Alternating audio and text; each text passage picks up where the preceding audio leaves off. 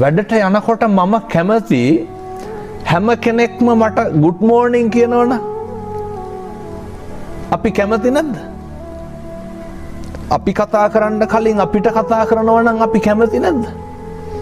අර අපේ අර කීර්තිමත් ගතියක් අපට දැනෙනවනේ. අපේ හාමුදුරනේ දැන් අපි අවුරුද්ද පටන් ගද්දි නම් සේරම සුබ පතනවා. සුබ පතනවා. ඇයි බැරි මේ දවස පටන් ගන්නකොට ඕක කරන්න? මිනිස්සු නිරන්තරයෙන්ම බලන්න පින්නතුනේ මේ අපෙන් කෙරෙන්න තියෙන දෙයට වඩා අනුන්ගෙන් මොකක්ද අපිට කෙරෙන්න තියෙන්නේ කියලා. මතක තියාගන්න.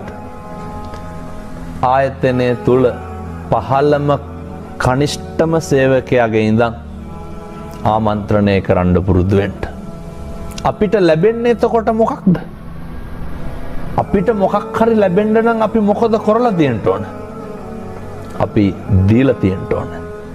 ඔය විදිහටම මේ සේරම හිතනකොට අපි hina වෙන්න කලින් තව කෙනෙක් කට පුරවලා අපිත් එක්ක hina වෙනකොට සමහර මිනිස්සු ඉන්නව නේද ඔය මූණක් දිහා බලලවත් hina වෙන්නේ නැති.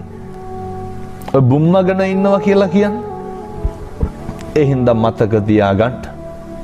කියනවා හාමුදුරුවනේ කරපු දෙයක්වත් නැහැ කියපු දෙයක්වත් නැහැ බුම්මගෙන ඉන්න කියලා කියනෝනේ. ආයතනවල බලන්න මේ නේ මූණක් දිහා බලන්නේ නැහැ. මතක තියාගන්න. තමන් උපමා කරගන්න. කවුරු හරි මම දිහා බලලා රැව්වනම් අපට දුක නැද්ද? එහෙනම් අපි මොකද කරන්න ඕන? කවුරු දිහා බලලා රවණ එක නවත්තන්න. අපි අසතුටු නැද්ද අපි ගැන තැන් තැන් වල කේලම් කියනවනම්? අපි අසතුටු නැද්ද අපි ගැන ඔය මිනිස්සු කියනව නේද පද හදනවා කියලා?